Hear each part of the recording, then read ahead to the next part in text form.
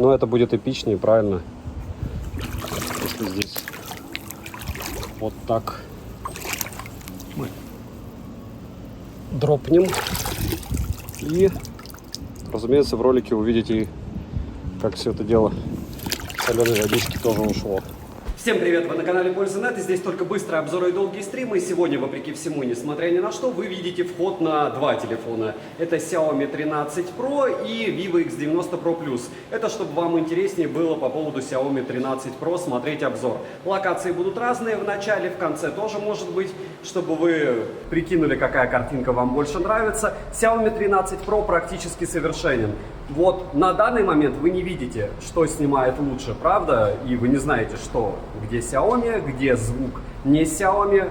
После конца входа вы увидите картинку. Смотрим. К слову, съемка ведется, разумеется, в 4К 60 FPS, в помещениях, не предназначенных для съемки. Здесь, допустим, недостаток света, но вы смотрите обзор про 13 Pro, и что я могу о нем рассказать? У него просто великолепный экран, 1900 нит, яркость максимальная, это космос. Герцовка 120, автономность супер. Я гонял его на Твиче, одновременно стримил на Твиче и плюс играл в Apex. Никаких проблем, перегревов либо еще чего-то не было. Вы увидите тесты в синтетике у этого смартфона, но они абсолютно не отражают, насколько он стабилен. То есть в синтетике мы видим одно, а на деле я вижу другое, притом в самых разных задачах, в самых сложных задачах. Если брать, допустим, опять же его внешность, многим не нравится водопад. Мне, допустим, он не нравится с одной стороны, с другой стороны он здесь эргономичен. Если брать тренд, то практически все, кроме яблока, сейчас делают у нас экраны такие, чтобы можно было пальцем соскользнуть куда-нибудь.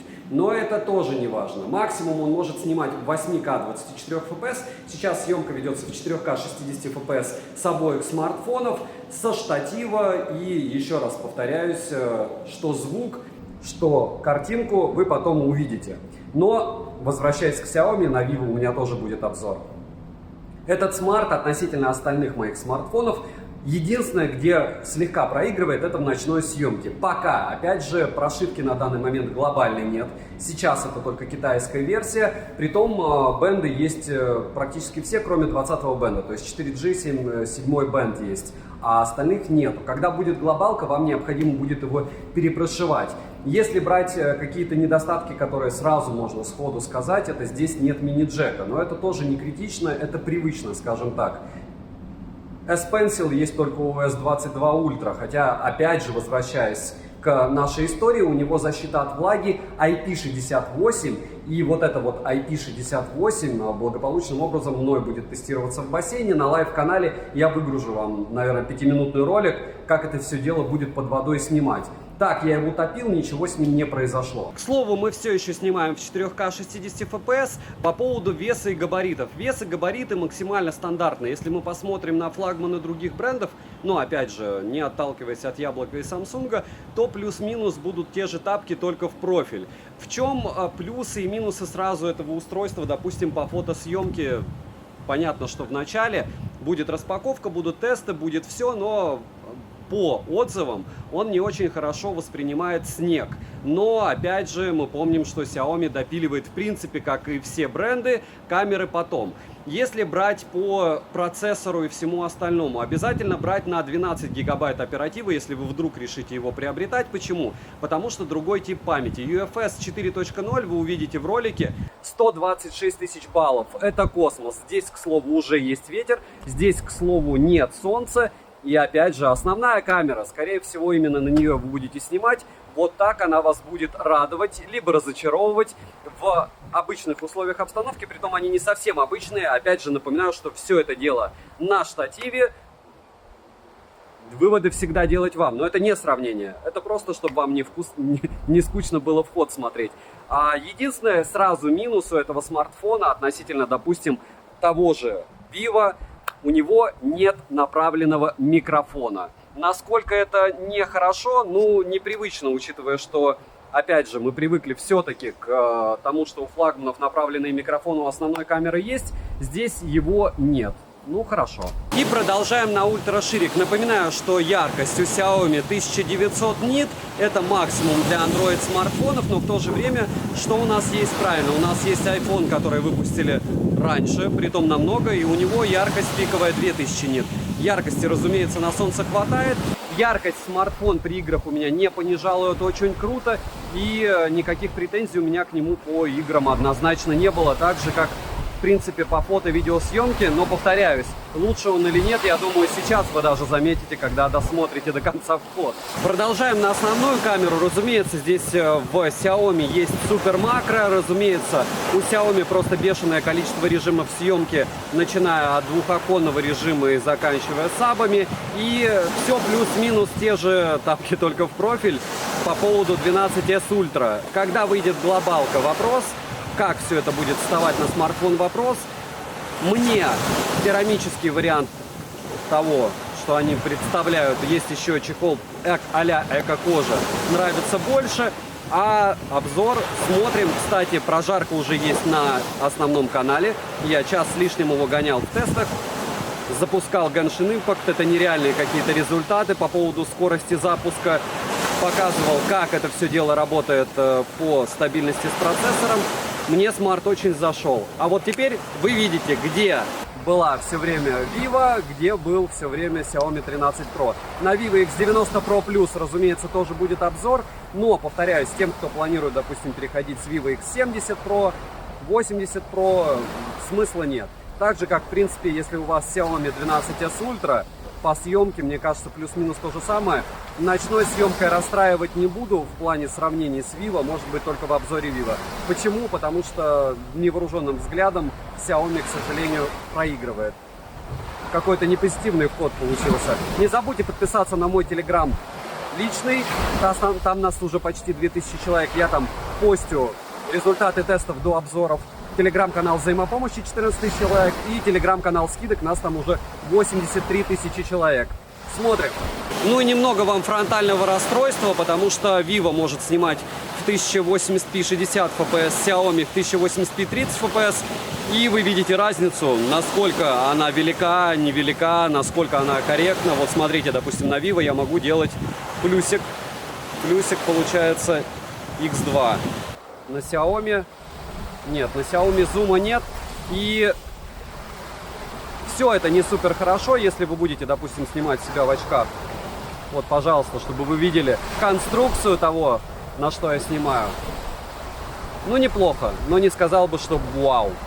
Распаковка. Поставляется Xiaomi 13 Pro в черной минималистичной коробке. На упаковке есть название модели и краткая характеристика. Пакинг стандартный. В комплекте мы имеем ключ для извлечения слота под сим-карту, краткую информацию, обыкновенный, довольно дешевый, но неплохой в то же время силиконовый чехол, кабель с USB-A на USB-C, блок питания на хороший 120 Вт, но это смотря как смотреть. Есть уже и за 200 у конкурентов. И сам смартфон. Слот прорезиненный на 2 сим-карты. Весит смартфон без чехла 229 граммов, а габариты составляют 162 на 74 на 13,2 мм с блоком камер, а без блока камер 9,1 мм. Розыгрыши моря. Читаем описание, какие сейчас актуальны. Постоянно это 5 Mi Band в 6 серии. Разыгрывается за лайк, подписку, комментарий к любому видео. Вчера на стриме все это дело разыгрывал. Запись стрима на канале. Параллельно, кстати, прожаривал этот смартфон. Что такое прожарка? Это когда все тесты я провожу при вас, и вы мне пишете, может быть, чем-то вы не согласны. Не согласны с телефоном, как он себя ведет, допустим. Подписывайтесь с колоколом. Не забудьте подписаться на телеграм-канал мой личный. Я там скидываю тесты до обзора. Плюс вы можете мне написать, что вы хотите узнать о той или другой железке. Я по возможности вам отвечу. И телеграм-канал взаимопомощи. Нас там 14 тысяч человек. И телеграм-канал скидок. Нас там уже 83 тысячи. Перейдем же к смартфону. Полетели. Поставляется данный девайс в черной, белой, зеленой и синей расцветке. Тыльная часть тактильно приятная. Выполнена у меня на из керамики, но есть варианты с искусственной кожей. Вспоминаем сразу же Oppo Find X5 Pro. Но в Oppo блок камер выглядит куда интереснее, опять же по мне. Хотя в стоке камера у него была хуже. Но после того, как ее допилили, она прям волшебной стала. Не будем об Oppo. Дизайн у Xiaomi 13 Pro обыкновенный, как по мне. Рамка алюминиевая, сборка хорошая и качество материалов топовое. Хотя с другой стороны мы все радуемся, но перила у нас из металла, а бутылки из стекла. В то же время мы радуемся керамике, которой цена копейка, и металлу в смартфонах. Маркетинг. Корпус марки, но в моем случае из-за белого цвета отпечатки пальцев не так видны. Лежит 13 Pro в руке с чехлом. Удобно, как и без него. Пользоваться одной рукой можно, но не так удобно, как с компактными смартфонами. Скажем так, на высоте я бы на вашем месте его в руке бы не вертел, может очень легко вылететь. На корпусе расположена кнопка питания, качель регулировки громкости, разъем USB Type-C с OTG версии 2.0, что фейл и прямо приличный. Очень медленно будут файлы у вас скидываться, если не через Wi-Fi. Микрофоны, стереодинамики, звучание здесь отличное и громкое, но я не сказал бы, что оно лучшее, что я встречал. Имеется сертификация HiRes Audio Wireless, также на борту Dolby Atmos. Мини-джека нет, а IK-порт стандартно для Xiaomi в наличии. Смартфон имеет водонепроницаемость класса IP68. В начале ролика вы могли наблюдать, как я усердно пытался его утопить. Притом и в соленой воде, и в воде в бассейне. Но опять же напоминаю, что играться так можно, но вопрос, кто вам будет его менять, какие условия, что там мелким шрифтом в гарантии. 1000 вопросов, скажем так. Вряд ли вам его поменяют, если вы его утопите. Летим дальше. Смартфон оснащен AMOLED E6 LTPO дисплеем на 6,73 дюйма с разрешением максимальным 3200 на 1400 пикселей. Разумеется, можно меньше ставить. И да, это самый топовый экран, какой сейчас есть на рынке у Android смартфонов. Экран покрыт Corning Gorilla Glass Victus, световой охват 100%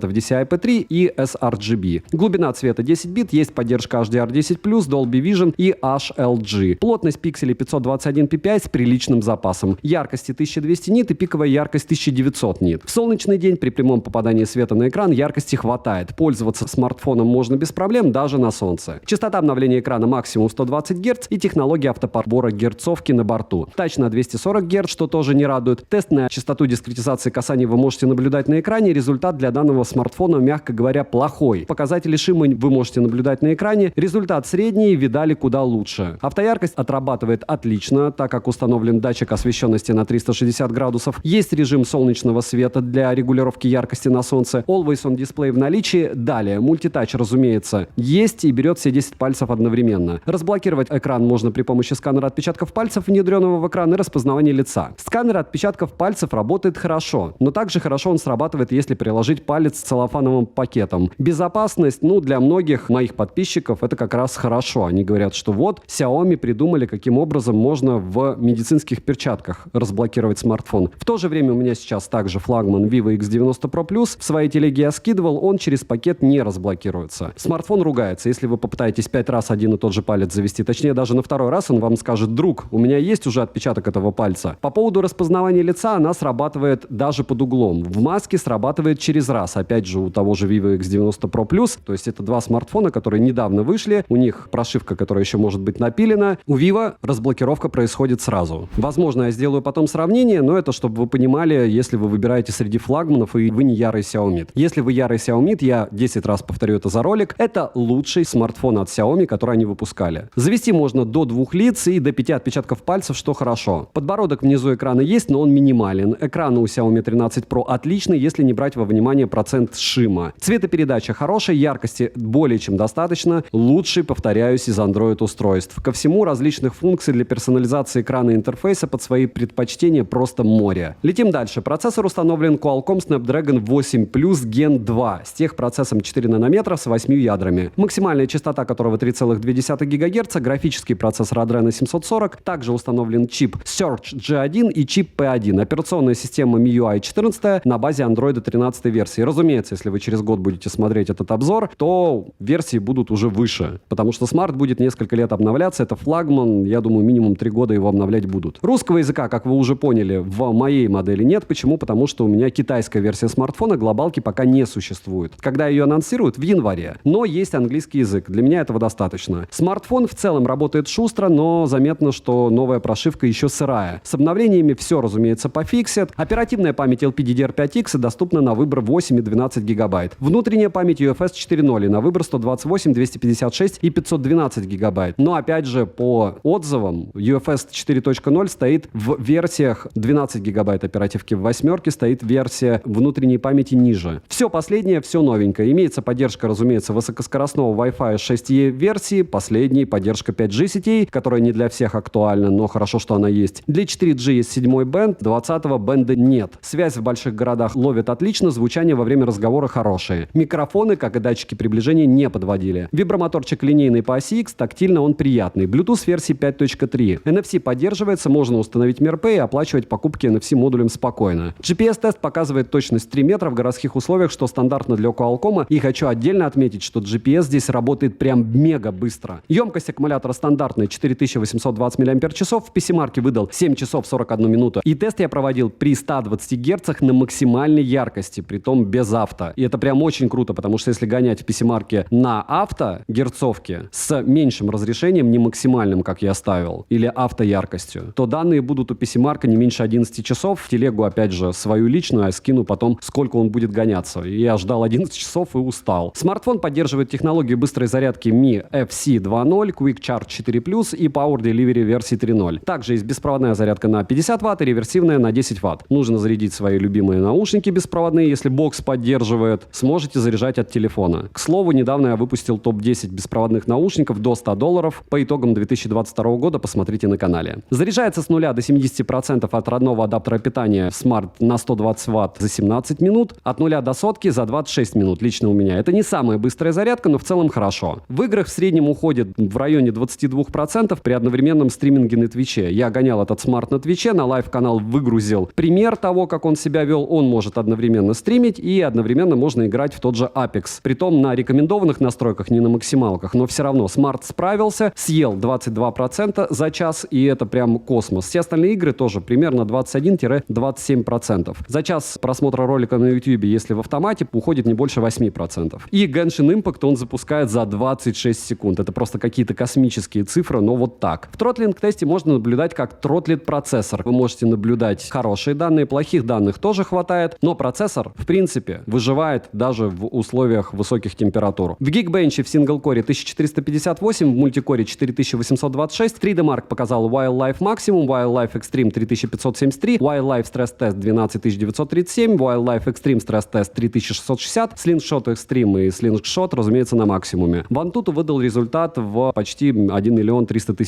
попугаев. Storage тест показал на данный момент лучший результат памяти, это 126 000, прям не верится. 55-минутный стресс-тест прошел вообще не идеально, на 20-й минуте все пошло нерадужно, а после 20-й минуты еще хуже. Результаты вы можете наблюдать на экране, но опять же, когда я играю, когда я снимаю на него видео, никаких таких проблем нет. Результаты искусственного интеллекта вообще не радуют, я их даже озвучивать не буду, ну посмотрите. Для примера, Lenovo Y70, который я хейтил, выбивает 3 миллиона легко. Основной блок камер с тыльной части состоит из 3 сенсоров и двойной LED вспышки. Над камерами Xiaomi, к сожалению, работала Leica. Основной сенсор Sony IMX989 на 50 мегапикселей с оптической стабилизацией и фокусным расстоянием в 23 мм. Сверхширик на 50 мегапикселей с углом обзора в скромные 115 градусов и телеобъектив на 50 мегапикселей с фокусным расстоянием в 75 мм и оптической стабилизацией. Запись видео доступна в максимальном разрешении 8К 24 FPS, 4К 60 FPS на борту, 4К 120 FPS отсутствует. Также есть 4К 24 FPS. Цифровая стабилизация также на борту, как и оптический зум вместе с цифровым. Есть технология Cyber Focus для отслеживания объектива в движении. В стоке просто море различных режимов, фильтров и вспомогательных функций, с помощью которых можно делать интересные снимки или видео. Есть ультраночной режим, технология Dolby Vision HDR для видео. Грубо говоря, нафаршировали данную модель по максимуму, но по факту не во всех сценариях съемки 13 Pro показал себя достойно. Фронтальный сенсор OmniVision на 32 мегапикселя находится в верхней части экрана по центру. Максимальное разрешение для съемки видео 1080p 30 fps, даже не 60. Вкратце, ночью есть лютые пересветы, видеосъемка на фронтальный сенсор не дерганая, да, стабилизация какая-то есть, но ничего бомбического она не показала. Вы увидите выход на данный ролик, я снимал на фронталку. Основной модуль снимает отлично, картинка плавная, так как стаб отрабатывает хорошо. Фото получаются хорошими у Xiaomi, хоть и есть некоторые проблемы с балансом белого. А если фотографировать на ширик, то даже днем в тени можно увидеть шумы. Портрет получается хороший, короткие примеры вы сейчас, разумеется, увидите. 4К 60 FPS, съемка с двух рук, абсолютная ночь, рядом дорога, слышим, как работают шумоподавления в микрофонах, разумеется, и смотрим, как не любит свет камера. Что это значит? Это вы вот видите, что здесь происходит. И можно даже ночной автофокус оценить. Нет, мы не будем оценивать его, потому что он не хочет работать. Свет не нравится, это неудивительно. Но в то же время вы теперь прекрасно понимаете, что насколько бы хороший новый не был девайс, Ночная съемка – это ночная съемка. Ничего космического от нее ожидать не стоит. Хотя, опять же, меня радует стабилизация у смарта, радует картинка. Но то, как это дело взаимодействует со светом, меня вообще никак не радует. Либо это дело допилят, либо, ну вы поняли. 1080p 30 fps, ночь, фронталка и, ну, во-первых, 1080p 30 fps это нехорошо. Во-вторых, фронталка ночью, в принципе, ни у кого топово не работает. И даже если было здесь 4К, как, допустим, у Samsung, как, допустим, у Яблоко, либо, допустим, у каких-нибудь брендов третьего эшелона, не будем вспоминать их в суе, картинка была бы плюс-минус такая же. То есть, ну, пикселей было бы больше.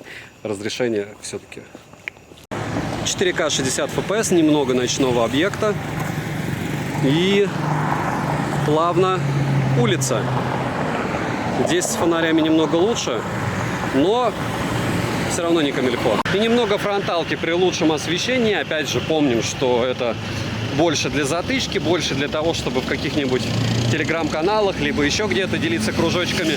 Но снова помним, что не зависит от того, насколько у вас крутой смартфон, те же кружочки пишутся примерно одинаково всеми. Хоть 4К у тебя, не 4К. Все будет плюс-минус одинаково. Телеграм сжимает так же, как и YouTube сжимает. И даже вполне возможно у меня качество сейчас картинки лучше на смартфоне, чем то, что вы увидите на YouTube. Да не вполне возможно, а 100%, потому что YouTube сжимает все. Дети и фейерверк.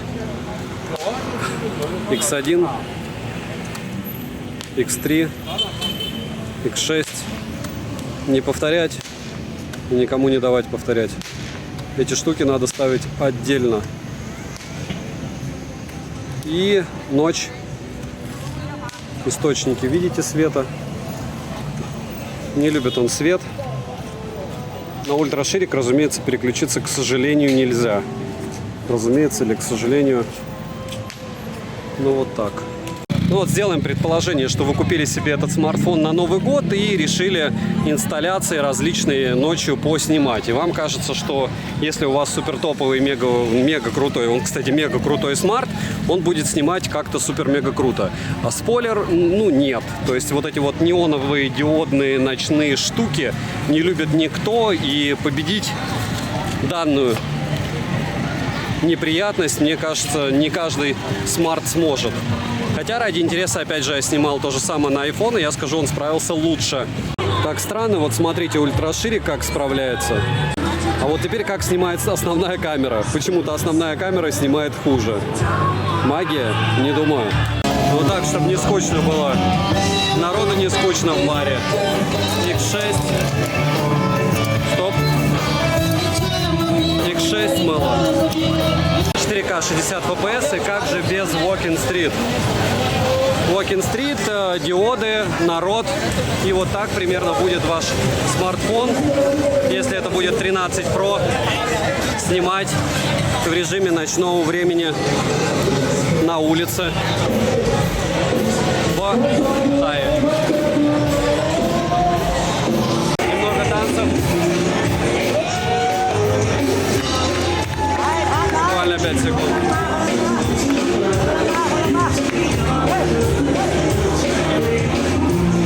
И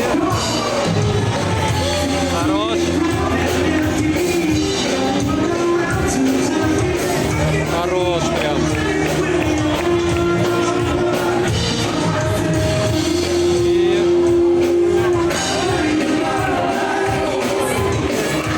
прикольно, футболки. Слышите? 4К 60 fps, еще немного улицы разврата. Но нас интересует исключительно, как все это дело с неоновыми огнями работает, правда? Много-много тук-туков. 4К 60 fps. Ночь. Видите, что со светом происходит, да? Может быть, кстати, в итоге на картинке уже на компьютере будет все хорошо. Просто я вижу все в пересвете лютом. Это съемка прям ночью. И по большому счету, ну, не худший вариант развития событий ввиду того, что здесь очень мало света. Телефон что-то пытается из этого дела вытягивать. Разумеется, основная камера, разумеется, 4К 60 FPS. Увеличивать не буду, и так все прочно. Пример съемки видео с HDR. 4К 60 FPS. Да, чуть-чуть я фризы вижу. Возможно, вы их не видите. Ремонт.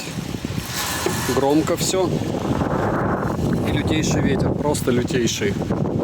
Но вопрос, как хорошо отрабатывают микрофоны, либо как нехорошо. Съемка с одной руки. В целом мне нравится, учитывая, что я не очень ровно могу идти здесь. Все-таки здесь не идеальная поверхность, плюс периодами ветер. Ага, видите, как облака? Пришлось ему подумать. Ну-ка, отключаем HDR.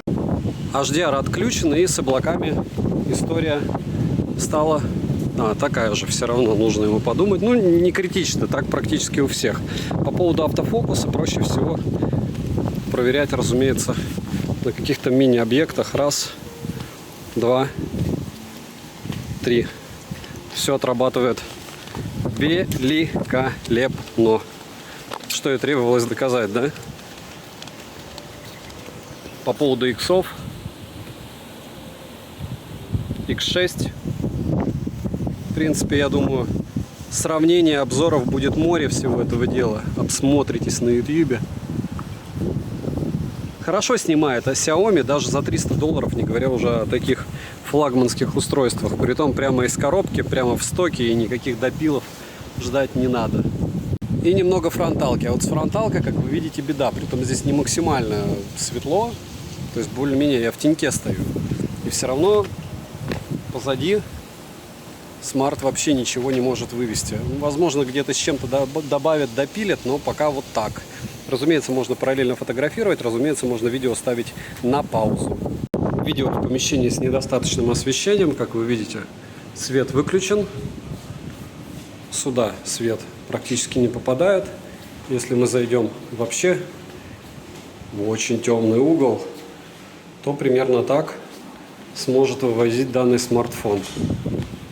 Но по мне великолепно снимает. Великолепно. Опять же, я еще не смотрел на компе, но пока мне все нравится.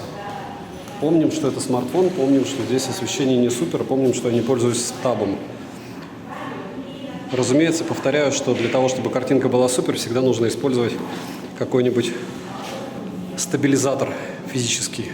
Понятно, что здесь внутри стаб, но и тот лишним никогда не бывает, какой бы ни был классный смартфон. Немного штатной съемки фронталки в лифте, и да, что в Lenovo каком-нибудь там мракобесном YX70, что здесь при недостаточном освещении фронталка не отрабатывает идеально. Да ни у кого ничего идеально не отрабатывает. Каждый раз в роликах добавляю просто море таких примеров. Почему? Потому что все должны четко понимать, что, может быть, вы когда там бежите и там 3 года не покупали смартфон, и решите купить и думаете, что вот, у меня будет супер крутая камера.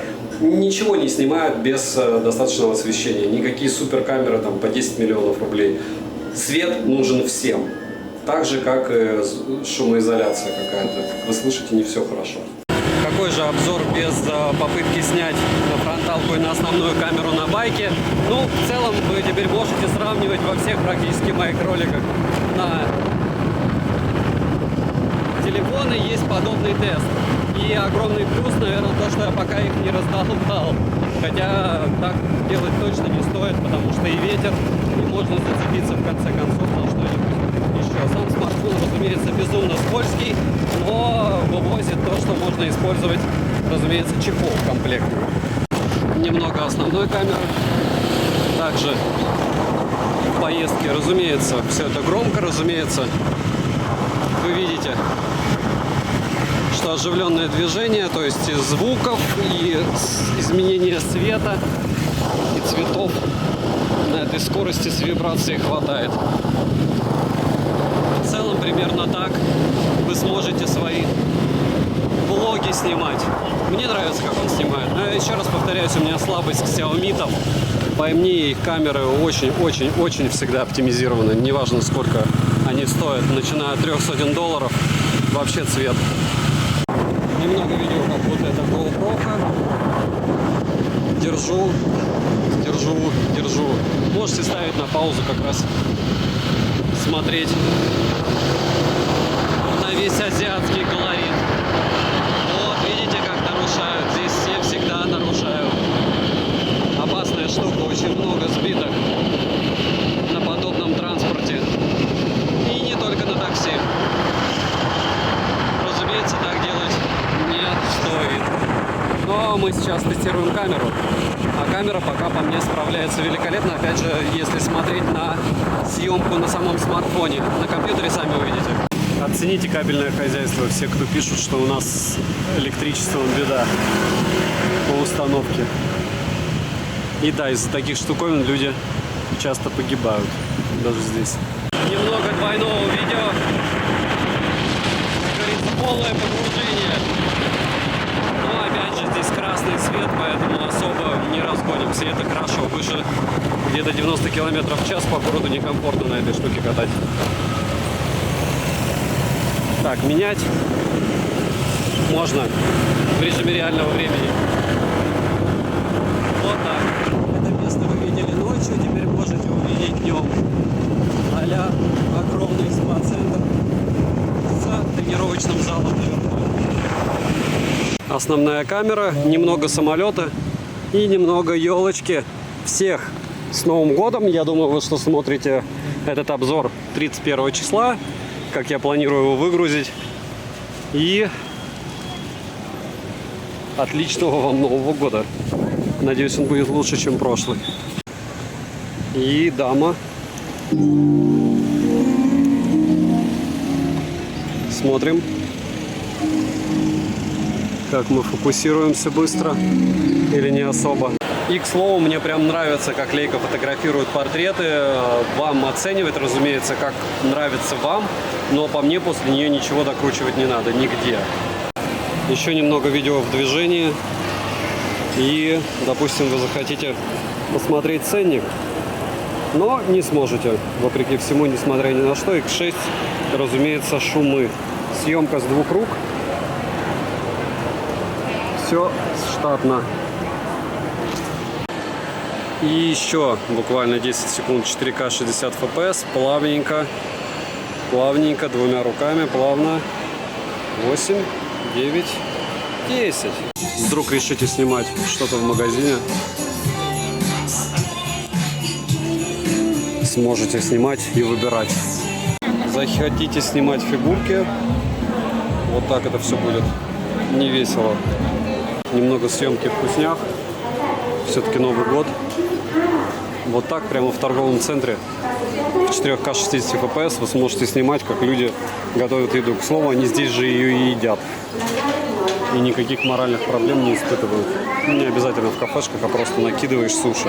Здесь обычно очередь, правда, из русских туристов. Вот эти вот штуки брать не особо советую. Не всегда они вкусные. Смеркалось. Еще немного видео. Уже включены огни. Ну, я думаю, в принципе, достаточно вам примеров для того, чтобы оценить качественную съемку. Она, правда, здесь по мне качественная. Кто не согласен, пишем тоже. Не только тот, кто согласен. И как же тут без видов бассейна, правда? Это уже после утопления я снимаю. То есть Xiaomi уже покупался и в соленой воде, и в бассейне. Минусы: нет 4К 60 FPS для фронтального сенсора, старые разъемы USB Type-C, система безопасности, а точнее сканер отпечатков пальцев, по мне, требует доработки. Я не считаю нормальным, что тебе смарт за $1000 говорит: друг, это один и тот же палец, все хорошо, я добавляю 5 пальцев, сканер работает великолепно. Сырая прошивка, как всегда, как у всех, ну, она должна быть претензией, может быть, когда-то кто-то выгрузит что-то не с сырой прошивкой. И цену можете посмотреть по ссылке в описании к видео. Опять же, есть вариант 8128, и стоит этот смарт не так и много. Напоминаю, что если вы будете заказывать на Алиэкспрессе, свыше 1000 евро все будет облагаться налогом в 13%. То есть если смарт будет стоить до 75 утрированно тысяч рублей, вы ничего платить не будете. На данный момент свыше 75 тысяч, 1000 евро сегодня платить будете 13% от остаточной стоимости. Допустим, смартфон 100 тысяч, от 25 тысяч вы берете 13%, платите эти плюс-минус 4000 рублей сверху и получаете свою железку, но опять же после растаможки. Не забудьте подписаться на телеграм-канал взаимопомощи и скидок. Всем, кто оставит любой комментарий больше 5 слов, огромное спасибо. Знаете, вы помогаете проекту. Про этот смарт, еще раз повторяюсь, будет утопление в бассейне. С тем, как он снимает видео, уже есть прожарка и уже есть тест на Твиче на лайв-канале. Смотрим, оцениваем, если кто-то решил покупать. Резюмировать я бы хотел на Xiaomi-шную фронталку. Почему? Как раз потому, что она ее слабое место. Смарт классный, стабильный, шим не радует. Не радует то, что не какая-то космическая зарядка у нас всего 120 ватт, никаких 200 нет. На данный момент, разумеется, не радует, что нет глобальной версии. И вопрос, когда ее выгрузят и в какую цену он будет. Разумеется, что меня еще может чуть-чуть расстраивать, как и вас, это то, что внутренняя память, тип внутренней памяти зависит от объема оперативки, потому что вам приходится покупать значительно дороже, и это неприятно. Мне не понравилась эко-кожа, да и керамика, ну, неплохо, но, говорю, вот вариант с эко-кожей по мне совсем странный у них. Трогал, не понравилось, может быть, вы напишите какие-то еще вопросы. Логично, что для всех, кто покупает флагманы, при любом раскладе никаких там сравнений не надо. Если вы любите Xiaomi, вы любите Xiaomi. Если вы любите Vivo, вы любите Vivo. Чтобы вы понимали, вы можете посмотреть, опять же, блогеры апеллируют все время ценами на Алиэкспрессе, объемами продаж в России, еще где-то. Посмотрите объемы продаж Vivo и бренда BBK на территории Азии. Здесь знают Vivo, здесь знают Яблоко. Xiaomi минимальные продажи. Почему? Ну, вот так. Во всяком случае, посмотрите, еще раз повторяюсь, объемы продаж суммарные, и вы примерно прикинете, кто чего стоит. Если говорить об этом смартфоне, еще раз повторяюсь, что это самый крутой смарт из Xiaomi-шек, что я тестировал. В первую очередь, из-за стабильности процессора. Про камеру какие-то супер волшебные слова я не скажу, потому что когда у тебя есть несколько флагманов на руках, ты не можешь петь дифирамбы Xiaomi там, ну хорошо, ну окей. Но можно их до упора сравнивать с флагманами, но они будут плюс-минус Huawei, Xiaomi, Vivo, Яблоко, Samsung. Все это будет близко. И вопрос, что вам нравится, какие у вас часы, какие у вас наушники, какой у вас ноутбук. То есть экосистема — это тоже деньги. И если вы выбираете себе для Xiaomi-шного ноутбука, Xiaomi-шных часов и Xiaomi-шных ушей телефон, вот такой. Но опять же, лучше, разумеется, ждать глобалки. Не забудьте подписаться на телеграм-канал взаимопомощи, телеграм-канал скидок и написать, как вам такой подход. Девайсу однозначно да. Добра и удачи вам, дорогие друзья.